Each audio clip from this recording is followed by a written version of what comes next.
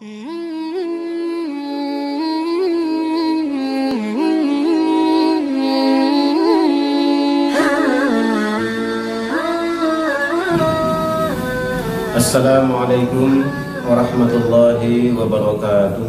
Waalaikumsalam warahmatullahi wabarakatuh. Alhamdulillahilladzi hadana lihadza wa ma kunna linahtadiya laula an hadana Allah.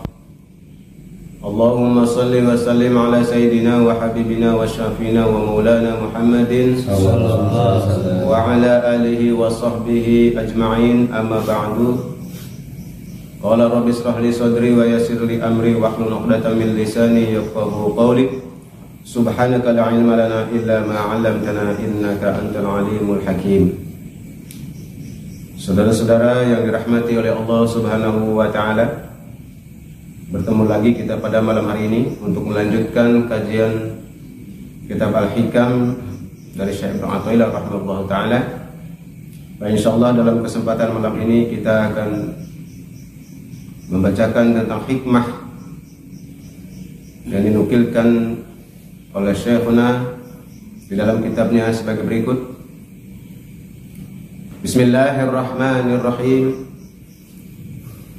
Aslu kulli ma'siyatin wa ghaflatin wa syahwatin ridha'an min nafsi wa aslu kulli ta'atin wa yaqdhatin wa 'iffatin adamu ridha minka anha.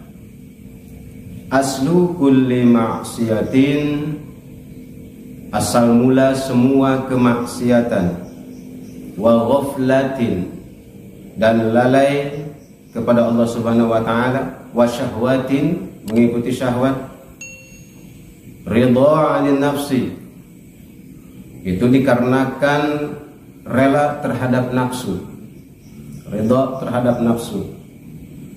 Wa aslu kulli ta'atin, dan asal mula timbulnya semua ketaatan, wa yaqdhatin, dan kewaspadaan atau kesadaran diri, wa iffatin, dan pemeliharaan diri atau kesucian diri, adamur ridha minka anha, itu karena tidak relanya diri kamu terhadap hawa nafsu.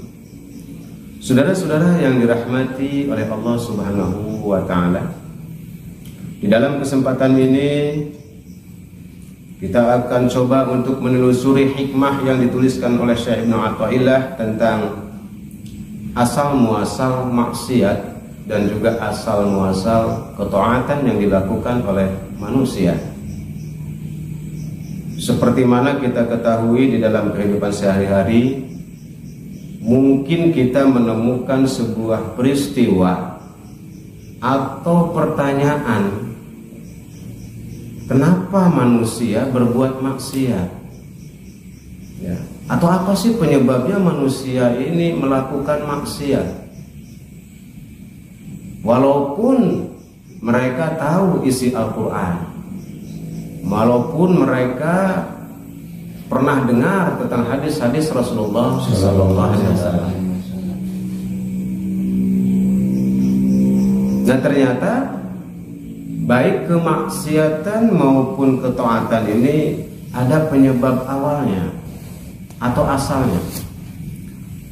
Dan di sini sudah disampaikan oleh musannif bahwa maksiat, ghaflah, dan syahwat ini disebabkan oleh memperturutkan hawa nafsu. Maksiat itu apa? Kalau menurut musannif ini dikatakan bahwa maksiat itu perilaku manusia yang bertentangan dengan perintah Allah dan larangannya. Jadi setiap perbuatan manusia yang bertentangan dengan perintah Allah dan larangan-larangan Allah, maka itulah yang disebut dengan maksiat.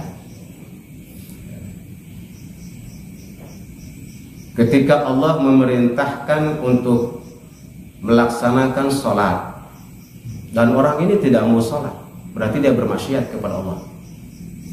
Ketika Allah memerintahkan agar jangan minum khamar, jangan berjudi, haram berzina, Kalau itu dilakukan berarti dia melakukan maksiat.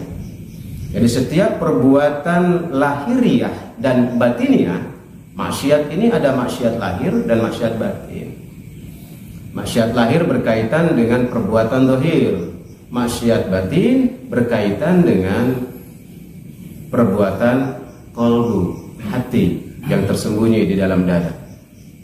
Sama saja apabila batinnya itu di dalam perilaku hatinya tidak sesuai dengan perintah Allah, atau ada isyarat-isyarat batin atau khatir-khatir batin yang dilarang oleh Allah Subhanahu wa taala, berarti dia melakukan maksiat batin. Nah, maksiat batin. Nah, kemudian ghaflah. Ghaflah ini lalai. Ya. Lalai ini berarti dia jauh dari hadrat Allah. Dia tidak memperhatikan tentang Allah. Dia lupa kepada Allah. Baik niatnya maupun amal perbuatannya. Jadi apa yang dia ucapkan, apa yang dia lakukan, apa yang dipikirkan, itu tidak berdasarkan firman-firman Allah, tidak berdasarkan hukum-hukum Allah, tidak berdasarkan Al-Quran dan Hadis. Maka dia lalai. Artinya dia berpikir sesuai dengan pikirannya sendiri, ya. Dia bertindak, berbuat juga sesuai dengan perbuatannya sendiri, tidak berdasar kepada perintah-perintah Allah. Artinya dia menjauh dari Allah. Itu namanya ghaflah, lalai, ya. Tidak memperhatikan apa yang diperintahkan oleh Allah. Nah, kalau syahwat ini adalah kecenderungan manusia untuk memperturutkan hawa nafsu yang tidak diridhoi oleh Allah. Itu syahwat. Biasanya syahwat ini berkaitan dengan peristiwa-peristiwa duniawiyah, ya. Rakus, ya. Itu adalah syahwat, ya. Kecenderungan hubud dunia kepada dunia itu adalah dorongan daripada syahwat. Nah, semua itu disebabkan oleh nafsu yang ada pada diri manusia. Jadi pada intinya, apa yang dilakukan oleh manusia baik berbentuk kemaksiatan, ghaflah, lalai kepada Allah, tidak ingat kepada Allah, maupun memperturutkan syahwat, itu karena dia ridha kepada nafsu. Dia rela memperturutkan nafsunya. Dalam bahasa Sunda, nganggu gulung nafsu. Jadi nafsunya itulah yang diperturutkan. Nah, sedangkan nafsu ini itu amat cenderung untuk mengajak kepada kerusakan. Dan akibatnya apabila seseorang ini memperturutkan hawa nafsu, maka aslu jami as-sifatil madhmumah. Inilah yang menjadi asal timbulnya sifat-sifat mazmumah. Jadi sifat-sifat mazmumah, sifat-sifat buruk, sifat-sifat tercela itu disebabkan oleh memperturutkan nafsu. Seperti sudah pernah kita bahas dalam materi sebelumnya tentang sifat-sifat buruk, sifat-sifat tercela, ya. Itu karena ada dorongan nafsu, memperturutkan nafsu. Banyak sifat-sifat mazmumah yang sudah kita bahas. Kebusukan hati, cacat celah hati, ya. Penyakit-penyakit hati, itu semuanya dari dorongan nafsu atau memperturutkan nafsu, ya, memperturutkan nafsu. Timbullah sifat mazmumah. Nah, sedangkan asal daripada setiap ketaatan, wa aslu kulli ta'atin, asal dari sebuah ketaatan, kemudian yaqadzah, penyadaran diri, ifah, ya, penyucian diri atau pemeliharaan diri, itu ada mudadami ka'anah. Ini karena dia tidak memperturutkan hawa nafsu. Jadi dia tidak redha kepada nafsu, dia tidak ngagulung nafsu. Yang dimaksud dengan ketaatan adalah perlawanan atau berlawanan dengan maksiat. Kalau maksiat itu selalu melanggar perintah-perintah Allah, tidak turut kepada perintah Allah. Nah, kalau taat ini adalah perbuatan yang senantiasa nurut sesuai dengan apa yang diperintahkan Allah dan apa yang dilarang oleh Allah Subhanahu wa taala. Itu namanya taat. Amaliah apapun, perbuatan apapun, apabila itu sesuai dengan perintah Allah ya, dan tidak melaksanakan larangan-larangan Allah, itu berarti ketaatan. Ketaatan. Nah, kemudian yaqadzah. Yaqadzah ini berarti penyadaran diri atau kewaspadaan diri. Jadi orang ini senantiasa waspada, iling lan waspada gitu. Jadi dia selalu waspada, selalu meneliti dirinya, selalu ingat kepada Allah Subhanahu wa taala. Dia menyadari dirinya bahwa di dalam dirinya itu ada nafsu yang diberikan oleh Allah kepada setiap manusia. Oleh karena itu dalam setiap ucap, gerak, langkah dan perbuatannya dia selalu waspada, selalu penuh penyadaran, penuh pertimbangan. Akalnya digunakan untuk membedakan antara yang hak dan yang batin. Jadi tidak sembrono,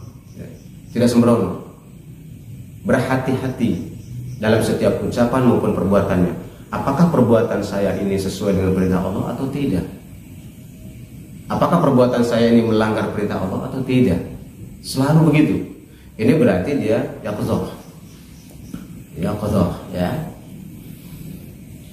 Selalu berada dalam penyadaran diri, kewaspadaan diri. Nah, kalau ifah ini adalah kemampuan seseorang untuk memelihara dirinya dari hal-hal yang tercela, memelihara lahiriahnya, memelihara batiniahnya. Dia berusaha untuk menjaga dirinya dari perbuatan-perbuatan yang dilarang oleh Allah. Itu namanya ifah. Berusaha sekuat tenaga dengan mujahadah untuk tidak tergelincir dalam bentuk-bentuk yang dilarang oleh Allah Subhanahu wa taala, baik lahiriah maupun batiniahnya. Dia pelihara. Ucapannya, termasuk makan minumnya, dia betul-betul dijaga dan dipelihara, tidak sembarangan. Tidak sembarangan dia makan dan minumnya, sangat hati-hati. Begitu juga dalam bersikap dan bertindak, dalam berpikir dia juga sangat hati-hati. Dia sangat memelihara, jangan sampai terjerumus kepada perbuatan yang tidak diridhoi oleh Allah Subhanahu wa taala.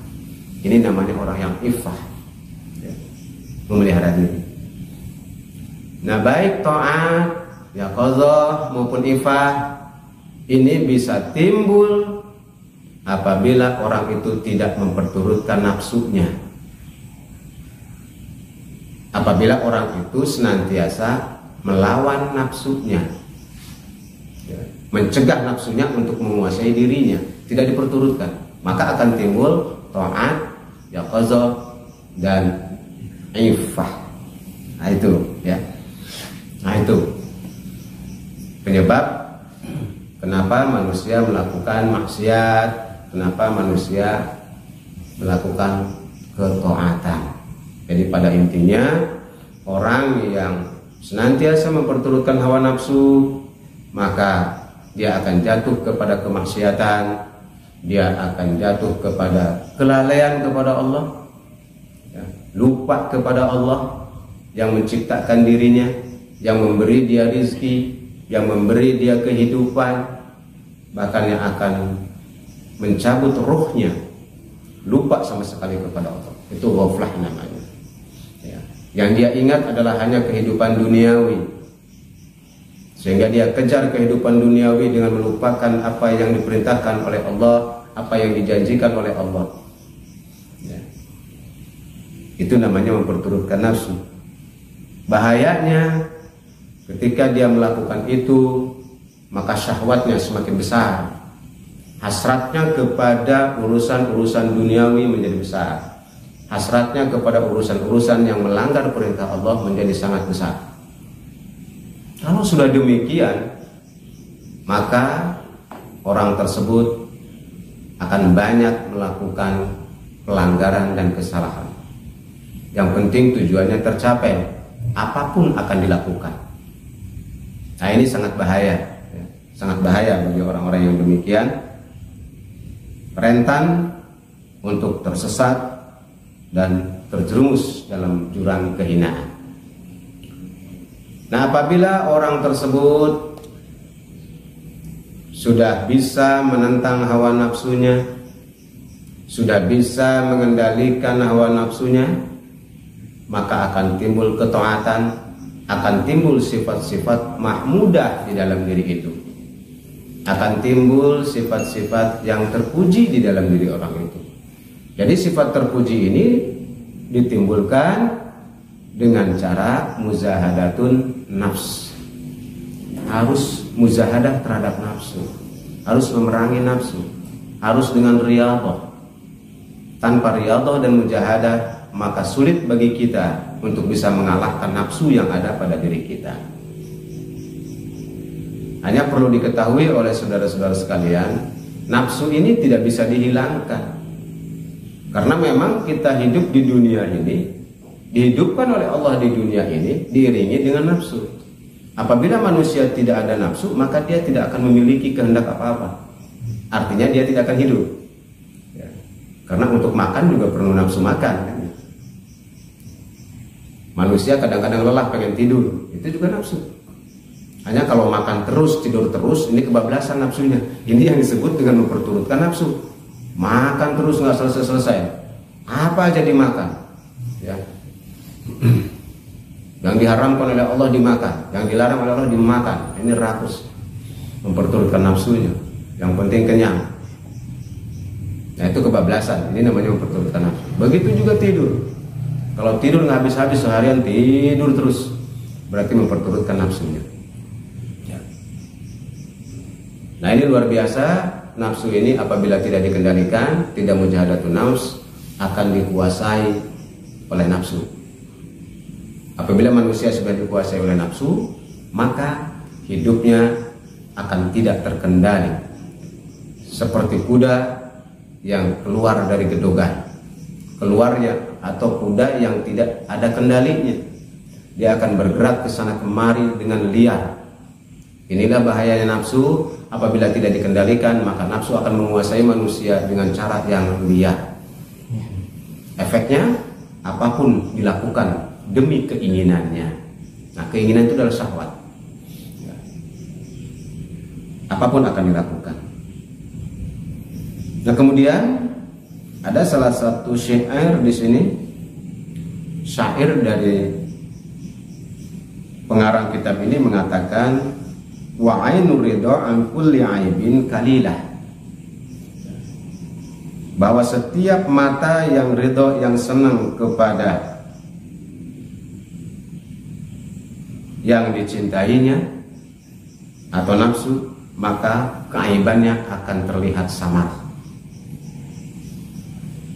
Jadi apabila seseorang sudah memperturutkan nafsu atau tertutup oleh nafsunya, maka kecelaan, aib itu tidak akan terlihat di dalam dirinya. Dia tidak akan melihat bahwa itu adalah sebuah perbuatan buruk apabila sudah dikuasai oleh nafsu. Nah, itulah bahayanya. Dia akan menyatakan dan meyakini bahwa apa yang dia lakukan ini adalah sebuah kebenaran. Pada akhirnya, walaupun itu bertentangan dengan perintah Allah, dia akan merasa bahwa itu adalah sebuah kebenaran.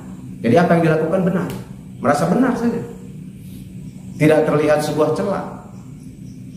Orang yang memperturutkan nafsu sedikit sekali melakukan introspeksi diri, sedikit.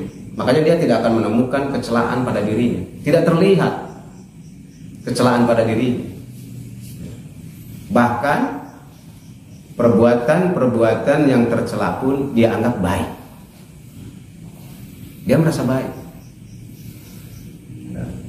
Contoh misalkan minum khamar, sudah jelas ya, bahwa khamar ini adalah diharamkan oleh Allah. Mabuk-mabukan, minuman keras diharamkan. Tapi kemudian dia berdalih, merasa benar bahwa minum khamr ini untuk menghangatkan badan, nggak apa-apa, untuk menghangatkan badan. Ini kan sama aja dengan jamu. Seperti itu, dia menganggap baik minuman khamr itu. Ini kan sama aja dengan jamu untuk menghangatkan badan, katanya begitu. Mencari pembenaran. Ya. Atau dia punya alasan, umpama nggak apa-apa kan sedikit, katanya. Saya minum nggak sampai mabok, cuma sedikit doang. Nah seperti itu alasan-alasan. Salah satu contoh, dia merasa benar apa yang dia lakukan, selalu mencari pembenaran, selalu ngeles. Dan ini contoh-contoh lainnya banyak. Ya umpama misalkan diperintahkan oleh Allah, contohnya nih seperti saudara-saudara ngaji di sini kan. Bagi orang yang tidak suka ngaji mungkin akan ngeles. Nah sekarang kan di Google banyak, cari aja di Google gitu, gitu. Ngeles dia. Tinggal klik di Google maka akan muncul apapun gitu. Itu ngeles namanya. Dasar memang tidak mau belajar saja. Padahal apa yang dia dapatkan dengan di Google, dengan belajar langsung ada gurunya sangat jauh berbeda. Yang diperintahkan yang namanya menuntut ilmu itu harus ada gurunya. Itulah cara setan untuk menipu manusia. Banyak-banyak cara. Banyak-banyak cara. Termasuk bentuk-bentuk kemaksiatan lain. Misalkan judi. Dia merasa yakin bahwa ini bukan judi, saya sedang cari nafkah, katanya gitu. Begitulah cara setan untuk menipu manusia, mencari alasan, ya, mencari pembenaran. Jadi tidak terlihat buruk, sesuatu hal yang buruk, sesuatu hal yang salah tidak terlihat salah di mata dia. Nah, ini bahaya. Kalau sudah seperti ini bahaya, saudara-saudara sekalian ya. Ngeri. Ya, makin lalai dia, makin memperturutkan nafsu dia, maka dia semakin jauh dari Allah Subhanahu wa taala, jauh dari hidayah Allah Subhanahu wa taala. Oleh karena itu berhati-hatilah, senantiasa yaqzah, ya, senantiasa penuh kewaspadaan. Boleh jadi apa yang kita lakukan, apa yang kita yakini itu adalah merupakan tipuan dari setan. Menganggap benar apa yang kita lakukan, padahal salah menurut Allah Subhanahu wa taala.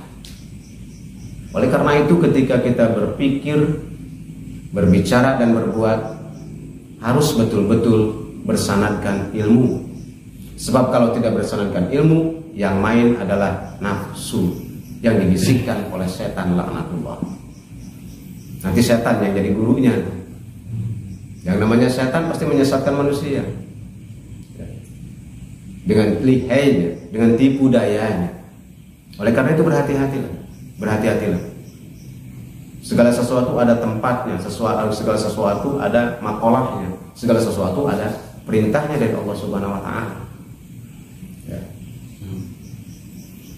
Tidak sembarangan, ya. Tidak sembarangan.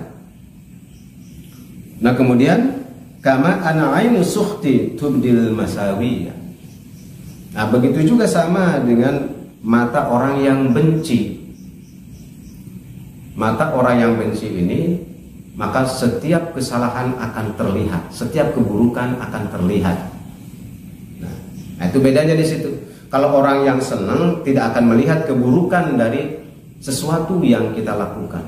Tapi kalau orang yang benci, dia akan melihat keburukan, kemudaratan sebuah perbuatan. Contoh yang sederhana barangkali, yang paling gampang deh untuk bisa dicerna. Apabila kita senang kepada seseorang, ya laki-laki senang sama perempuan lah begitu. Kalau lagi cinta banget itu pasti keburukan perempuan itu nggak terlihat, tidak terlihat. Apapun yang dilakukan, yang ditampilkan oleh perempuan yang dicintainya, pasti terlihatnya bagus dan indah. Pakai baju yang tidak pantas juga dia melihatnya, oh kamu indah banget, kamu tambah cantik dengan pakaian itu. Padahal nggak pantas-pantasnya, nggak ada pantas-pantasnya. Tapi karena dia cinta kepada perempuan itu, di mata dia indah, di mata dia cantik, padahal nggak pantas-pantas, nggak ada pantas-pantasnya. Menurut kacamata orang yang lain, yang dikenakan pakaian oleh perempuan itu sangat tidak pantas, tetapi bagi orang yang cinta pasti terlihat pantas. Begitu juga perbuatan-perbuatan lainnya pasti akan dilihat baik di mata orang yang mencintainya. Tetapi bagi orang yang membenci, walaupun penampilannya bagus, ucapannya bagus, perbuatannya bagus, karena dia membenci, maka pasti terlihat buruk di mata orang yang membenci itu. Nah, contohnya misalkan apabila seseorang membenci orang lain, si A membenci si B. Si A ini melakukan kebaikan, katakanlah dia bersedekah. Sedekah ini kan sebuah perbuatan amal soleh. Tetapi di mata orang yang membencinya, pasti dia tetap jelek. Timbullah sakwa sangka, dia sedekah juga itu pengen di alam manusia, gitu kan? Dia riya pasti itu, katanya gitu. Suzon timbul. Jadi nggak ada benernya kalau di mata orang yang membenci. Nah, sekarang kaitannya dengan urusan nafsu ini, apabila manusia itu senang memperturutkan nafsu, maka setiap perbuatan buruk itu akan dianggap baik semuanya. Gitu. Bagi yang memperturutkan nafsu, semua perbuatan itu dianggap baik. Padahal itu perbuatan yang sangat menghinakan, perbuatan yang akan menjatuhkan marwah dirinya, tapi dia lakukan aja. Ya, dia lakukan saja. Bahkan dia merasa senang berkecimpung dengan perbuatan itu, perbuatan yang buruk itu. Dia menikmati dengan perbuatan yang buruk itu, walaupun itu dilarang oleh Allah Subhanahu Wa Taala. Bahkan lebih bahayanya, dia akan menganggap baik perbuatan itu dengan dalih-dalih tadi, dengan alasan-alasan yang dibuat-buat. Ya. Tetapi kalau seseorang ini memang membenci nafsunya, ya, tidak memperturutkan nafsunya, maka akan terlihatlah keburukan-keburukan sebuah perilaku. Akibatnya dia tidak melakukan itu. Akibatnya dia tidak mau melakukan itu. Ya, contohnya tadi, ya, terhadap judi, riba, itu kan yang dilarang oleh Allah. Karena dia tidak memperturutkan nafsu, dia benci kepada nafsunya, maka dia tidak mau melakukan judi dan riba. Maka dia tidak menyukai judi dan riba, dan dia melihat keburukan-keburukan akibat judi dan riba itu. Dia melihat kemudaratan yang diakibatkan oleh minuman keras. Dia melihat kebusukan atau kemudaratan yang diakibatkan oleh zina dan sebagainya. Terlihat oleh dia karena dia membenci nafsunya, tidak memperturutkan hawa nafsunya. Nah, ini kan saudara-saudara sekalian, ya, yang harus kita waspadai, ya. Sebagaimana yang dikatakan oleh Abu Hafs radhiyallahu taala, di sini mengatakan beliau bahwa barang siapa yang tidak menuduh nafsunya,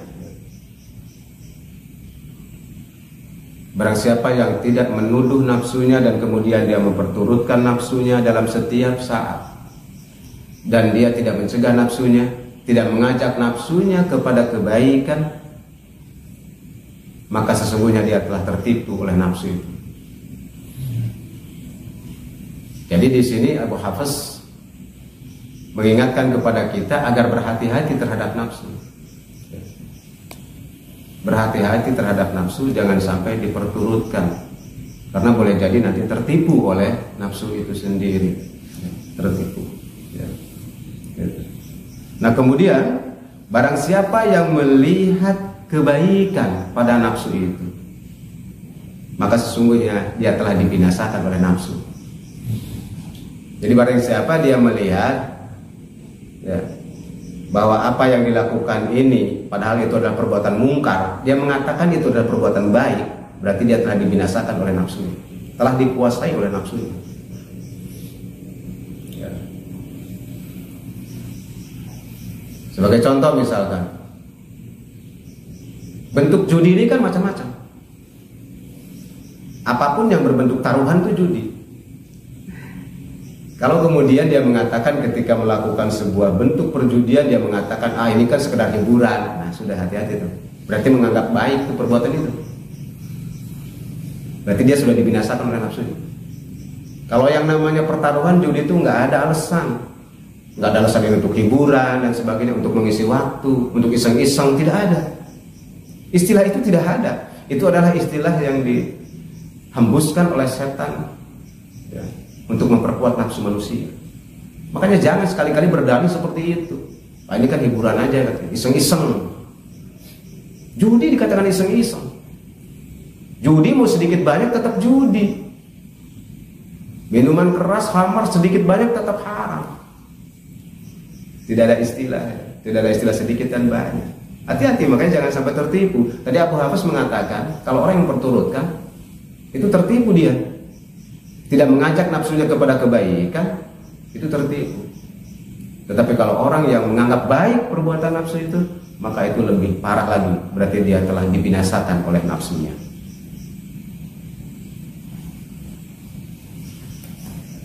Nah, itulah saudara-saudara sekalian ya. Betapa pentingnya kita untuk mengendalikan nafsu dan memahami apa itu nafsu yang ada pada diri kita.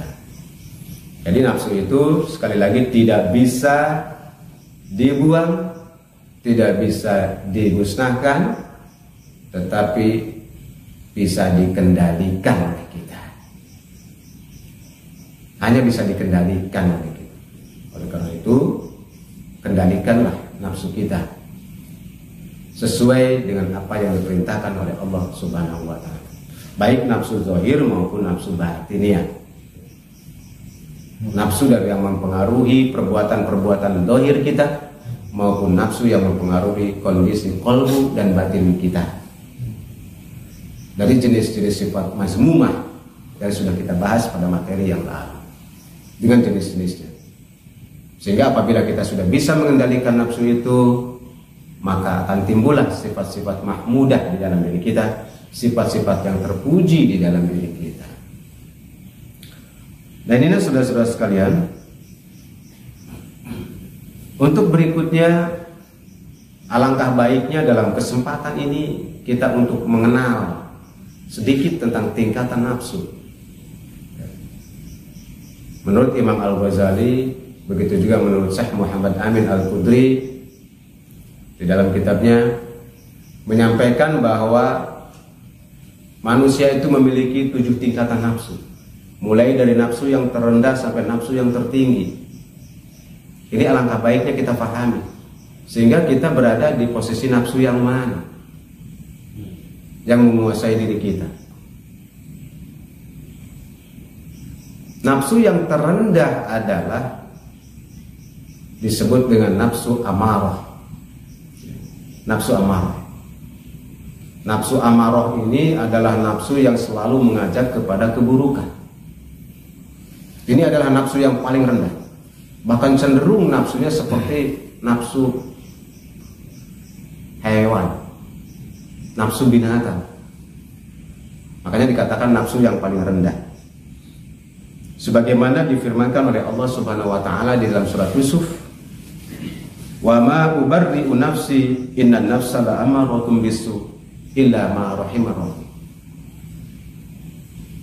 Dan tidaklah aku menyatakan bahwa aku lepas daripada kesalahan. Ini adalah ucapan Nabi Yusuf ketika beliau digoda. Nabi Yusuf dulu pernah digoda kan oleh seorang perempuan, sampai kemudian Nabi Yusuf difitnah. Nah, inilah wahyu Allah diturunkan. Nabi Yusuf mengatakan bahwa aku tidak mengatakan aku terbebas daripada nafsu ya, atau terbebas dari kesalahan. Innan nafsa la'amaratun bisu. Karena sesungguhnya nafsu itu selalu mendorong, mengajak kepada kejahatan, keburukan. Illa ma rahimar rabbi. Kecuali nafsu yang dirahmati oleh Tuhanku, kata Nabi Yusuf. Berarti ada nafsu yang selalu mengajak kepada keburukan, ini disebut dengan nafsu amarah. Ada nafsu yang dirahmati oleh Allah. Nah, itu nanti sampai kepada tingkatan berikutnya. Ada nafsu yang senantiasa mengajak keburukan, ada nafsu yang dirahmati oleh Allah Subhanahu wa taala. Nah, nafsu yang terendah ini adalah nafsu amaratu bisu. Nafsu yang senantiasa mengajak keburukan. Artinya, nafsu yang ada pada manusia ini senantiasa mendorong manusia itu untuk melakukan kejahatan dan keburukan, baik lahir maupun batin. Nafsu amarah akan mempengaruhi cara berpikirnya untuk berpikir buruk, berpikir jelek. Efeknya apa? Dia akan berbicara jelek. Selanjutnya, dia akan berbuat jelek, melakukan perbuatan yang buruk. Demikian seterusnya. Jadi nggak ada benernya kalau orang yang sudah dikuasai oleh nafsu amarah bisu. Dalam berpikir, bersikap, dan berucapnya senantiasa keburukan yang dia lakukan. Termasuk dalam perilakunya, dalam cara makannya, cara minumnya, mendapatkan makan minumnya, semuanya dengan cara-cara yang tidak sesuai dengan perintah Allah. Ini nafsu yang paling rendah, nafsu amarah bisu.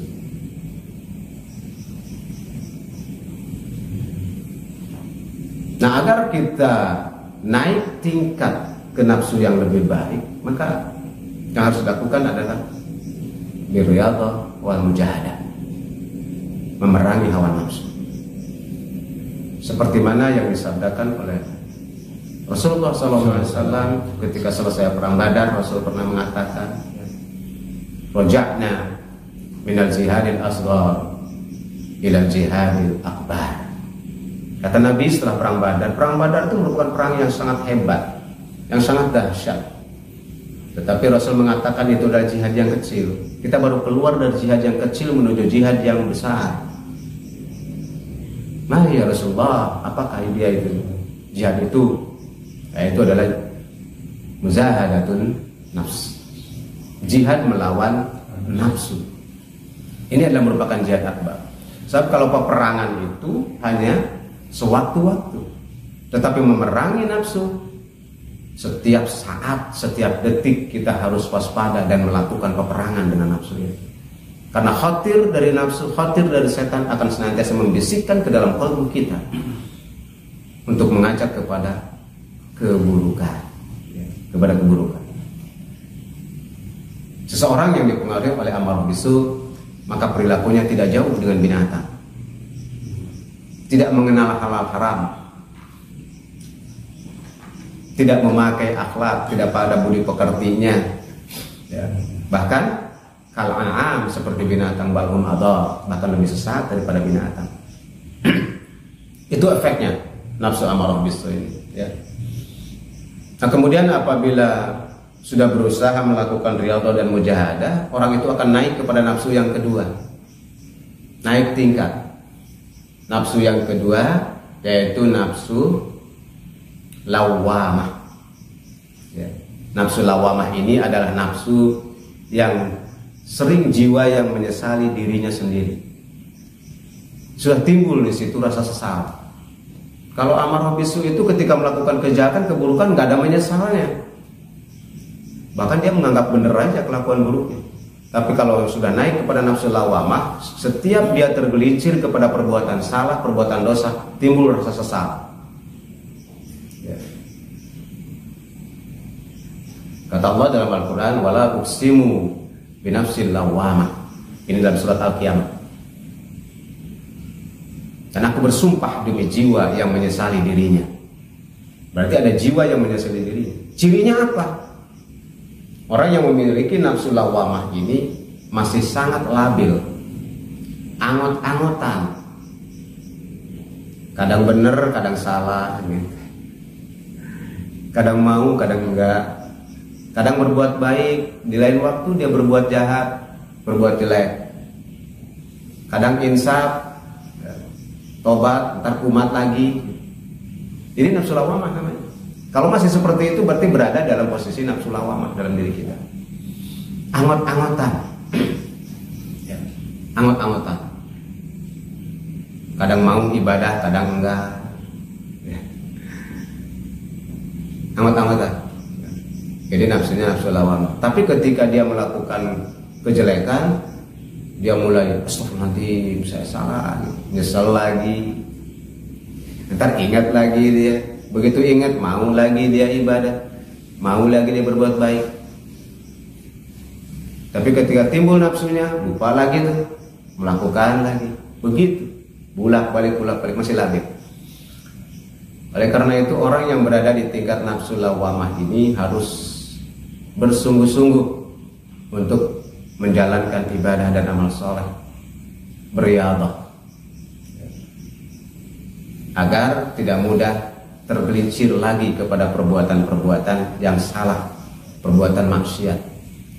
Kadang ingat sama Allah, biasanya kalau lagi susah tuh ingat sama Allah, ya Allah, hidup saya kok susah, pengen ini, pengen itu, udah dikabul tuh sama Allah, dikasih nikmat, lupa lagi sama Allah, ya nggak bersyukur. Ini nafsu lawamah nih yang seperti ini, berada dalam posisi nafsu lawamah, ya, yang menyesali dirinya. Kalau ada rasa sesal berarti dia pada posisi nafsu lawamah. Ini masih rentan. Orang yang demikian masih sangat rentan, ya, keimanannya. Kalau imannya lagi bagus, maka dia bagus juga lah perbuatannya. Ketika imannya turun, maka tergelincirlah dalam perbuatan yang buruk. Masih sangat rawan. Apa yang harus dilakukan? Terus bermujahadah, perbaiki dengan amal soleh dan ibadah. Peringkat yang berikutnya untuk yang ketiga, yaitu nafsu mulhimah. Nah, ini nafsu yang sudah mendapat ilham dari Allah, ya, sudah naik, ya, sudah naik. Dia sudah tidak labil lagi, sudah mendapat petunjuk dari Allah Subhanahu wa Ta'ala, sudah mendapat ilham dari Allah. Sebagaimana Allah mengatakan, fa'alhamaha fujuraha wa taqwaha. Allah mengilhamkan ke dalam dada manusia kebaikan dan keburukan.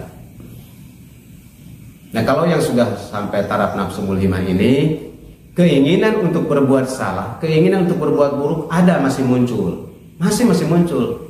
Hanya karena dia mendapat petunjuk dari Allah Subhanahu wa Ta'ala, dia tidak sampai jadi melakukan keburukan itu, nggak sampai. Kalau yang mulhimah bisa jadi, yang lawamah masih jadi melakukan. Tapi kalau mulhimah enggak. Tetapi hasrat di dalam hatinya, nafsunya masih ada dorongan untuk melakukan itu, ya, melakukan kemaksiatan dan keburukan masih ada, tetapi tidak sampai jadi, tidak sampai jadi. Karena kemudian ingat lagi kepada Allah, nggak jadi lagi, ya. Ini masih dalam taraf nafsu mulhimah. Wa alhamaha fujuraha wa taqwaha. Allah ilhamkan ke dalam dada manusia tentang kebaikan dan keburukan. Nah, di sini makanya orang-orang yang demikian harus betul-betul ada orang yang membimbing di dalam perjalanan hidupnya. Ya, harus ada yang membimbing agar nafsunya itu betul-betul terkendali. Peringkat yang keempat, naik lagi. Kalau dia sudah lulus di nafsu mulhimah, dia akan naik kepada nafsu mutmainnah. Nah, ini nafsu mutmainnah ini adalah nafsu yang sudah tenang, jiwanya sudah tenang, ya, sudah tenang, ya, sudah mendapatkan ruh ilahiyah, sudah mendapat cahaya dari Allah Subhanahu wa Ta'ala ke dalam qalbunya. Sebagaimana Allah menyampaikan di dalam Al-Quran, surat Al-Fajr, ya ayyatuhan nafsul mutmainnah, wahai jiwa yang tenang, irji'i ila rabbiki radiyatan mardiyah, masuklah kamu dalam keridhaan, datanglah kamu, irji'i ila rabbik, datanglah, mendekatlah kepada Tuhan dalam keadaan ridho dan diridhoi. Fadkhuli fi ibadi, masuklah ke dalam golongan hamba-hambaku. Fadkhuli jannati, dan masuklah ke dalam surgaku, kata Allah. Ini jiwa yang sudah tenang. Cirinya apa? Dia sudah tidak terganggu lagi oleh segala macam kepahitan hidup di dunia. Jiwanya sudah tidak terganggu lagi, tidak terusik lagi oleh segala macam hiruk pikuk dunia. baik berbentuk kepahitan, penderitaan maupun kesenangan. Artinya ketika dia mendapat penderitaan dan cobaan tidak membuat dia putus asa. Dan sebaliknya ketika dia mendapat nikmat dari Allah tidak membuat dia lupa diri. Dalam arti kata, ketika dia menderita, dia sabar.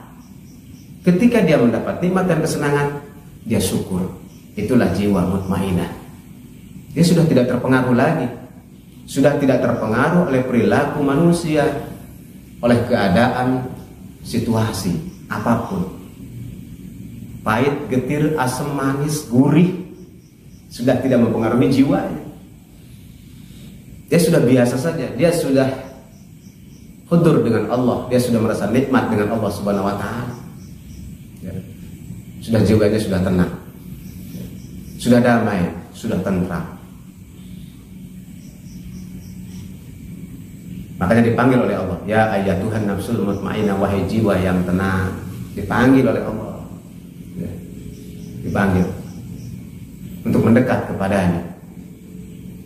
Jadi hanya jiwa-jiwa yang tenanglah yang akan mendekat kepada Allah dan didekatkan oleh Allah Subhanahu wa Ta'ala kepada hadratnya. Kemudian yang ke berapa? 5. Yang kelima adalah nafsu radiyah. Nafsu yang sudah redha. Ini sudah ditingkat. Karena jiwanya sudah tenang, ya, sudah tenang, maka naik lagi dia redha kepada segala macam ketentuan dari Allah. Redha dirinya redha terhadap Allah Subhanahu wa Ta'ala. Apapun yang terjadi pada dirinya, dia redha dan meyakini bahwa itu adalah qudrat dan iradah dari Allah Subhanahu wa Ta'ala. Ini sudah lebih damai lagi. Dia sudah bisa mengenal af'al Allah, sifat Allah dan zat Allah. Jiwa yang ridho dengan segala ketentuan Allah Subhanahu wa Ta'ala. Sudah di atas mutmainnah kalau yang ini. Ya. Maka Allah akan bukakan pintu-pintu kegoiban, pintu-pintu rahasia Allah bukakan di situ. Makanya terbukanya hijab hanya dimiliki oleh orang-orang yang memiliki nafsu radiyah. Ya. Baru Allah bukakan pintu-pintu hijab itu kalau dia sudah memiliki nafsu radiyah. Nah kemudian naik lagi yang ke-6 yang disebut dengan nafsu mardiyah. Kalau radiyah itu dia redha kepada Allah, kalau mardiyah ini adalah nafsu yang diridhoi oleh Allah. Nah, ini lebih tinggi lagi karena Allah sudah redha kepada orang itu. Kalau yang tadi orang itu ridha kepada Allah, ini Allah ridha. Yang mardiyah ini Allah sudah ridha kepada nafsunya. Ini lebih tinggi, sangat tinggi. Ini adalah nafsu yang dimiliki oleh para aulia Allah. Kenapa? Karena setiap ucap, langkah, perbuatan, ahwalnya itu sesuai dengan kehendak Allah. Ketika dia berbicara dengan kalam-kalam Allah. Ketika dia melihat dengan pandangan Allah, ketika dia mendengar dengan pendengaran Allah Subhanahu wa Ta'ala. Jadi apa yang ada dalam batinnya, apa yang ada dalam ucapan dan perbuatannya tidak terlepas daripada af'al Allah yang berlaku pada dirinya. Jadi ketika dia berbicara, itulah sebetulnya ya, kalam-kalam Allah yang dia sampaikan. Ketika dia melakukan sesuatu, begitulah Allah membuat dia melakukan itu. Jadi Allah telah berbuat sepenuhnya kepada orang yang memiliki nafsu mardiyah. Ibadahnya sudah bukan karena keinginannya lagi, tapi Allah lah yang membuat dia ibadah. Allah lah yang membuat dia sholat, Allah lah yang membuat dia bisa baca Quran, Allah lah yang membuat dia zikir dan sebagainya. Bukan keinginan dia lagi, karena nafsunya sudah diridhoi oleh Allah, berada dalam pengendalian Allah, bukan dalam pengendalian dirinya lagi. Tinggi kalau ini. tingkatnya sudah wali Allah ya. Maka bukan sekedar terbuka hijab kalau yang ini. Allah akan timbulkan karomah kepada orang-orang yang memiliki nafsu mardiyah ini. Allah akan timbulkan keistimewaan-keistimewaan pada dirinya. Makanya kelasnya kelas aulia Allah yang diberikan karomah, yang memiliki nafsu mardiyah ini. Jadi apa yang dia sampaikan, apa yang dia ucapkan, itu adalah atas kehendak Allah. Dalam bahasa Jawanya atau bahasa Sundanya, seucap metu kan gitu ya. Setiap apa yang diucapkannya qabul, ijabah. Gitu. Karena sudah atas kehendak Allah. Jadi bukan atas kehendak dirinya lagi. Ketika dia melakukan kebaikan itu atas kehendak Allah, karena Allah ridha kepada dia. Bukan hasil pemikiran dia, bukan hasil olahan keinginan dia lagi. Ini sudah nafsu mardiyah. Dan yang ke-7, yang tertinggi adalah nafsu kamilah. Nah, apabila nafsu radiyah, nafsu mutmainnah, nafsu radiyah dan nafsu mardiyah sudah bersatu, maka akan muncullah nafsu kamilah, nafsu yang sempurna. Inilah nafsu yang dimiliki oleh para nabi dan rasul. Sesempurna-sempurna nafsunya. Sudah tidak ada lagi kekeliruan, tidak ada lagi kesalahan-kesalahan yang dilakukan baik dalam ucapan maupun perbuatan. Sudah maksum. Makanya hanya terjadi pada nabi dan rasul. Nafsu kamilah ini tidak dimiliki oleh manusia yang lain. Manusia yang lain hanya sampai kepada nafsu marodiyah saja. Nafsu kamilah hanya dimiliki oleh para nabi dan rasul. Karena itu nafsu yang sempurna, tidak terdapat kesalahan-kesalahan, kekeliruan, apalagi berdasarkan nafsunya. Nafsunya betul-betul sudah sempurna, sudah melebur, ya. Sudah dileburkan oleh Allah Subhanahu Wa Taala, berada dalam pengendalian Allah Subhanahu Wa Taala saja. Nah, itulah saudara-saudara sekalian, dalam kesempatan ini tentang asal muasal kemaksiatan dan asal muasal ketaatan dari seorang hamba Allah. Begitu juga tadi ada tambahannya mengenai tingkatan-tingkatan nafsu. Mudah-mudahan ini menjadi alat introspeksi bagi kita berada di posisi nafsu yang mana, agar kita bisa memahami, ya, amalia apa yang sudah kita lakukan selama ini itu tidak lain daripada nafsu yang ada pada diri kita di posisi itu. Mudah-mudahan sih tidak di nafsu yang terendah, ya. Kita berdoa kepada Allah jangan sampai berada di posisi nafsu amarah, ini bahaya. Tapi sangat percaya, ketika saudara-saudara sudah mau ngaji di sini, berarti saudara-saudara sudah di atas nafsu amarah. Sudah di atas. Sebab kalau orang yang masih memiliki nafsu amarah tidak mau ngaji, pasti gak bakalan mau ngaji, gak senang sama ngaji kalau masih memiliki nafsu amarah. Paling tidak di nafsu lawamah. Tapi ketika di nafsu lawamah pun berhati-hatilah, karena rentan untuk bolak balik antara ya dan tidak.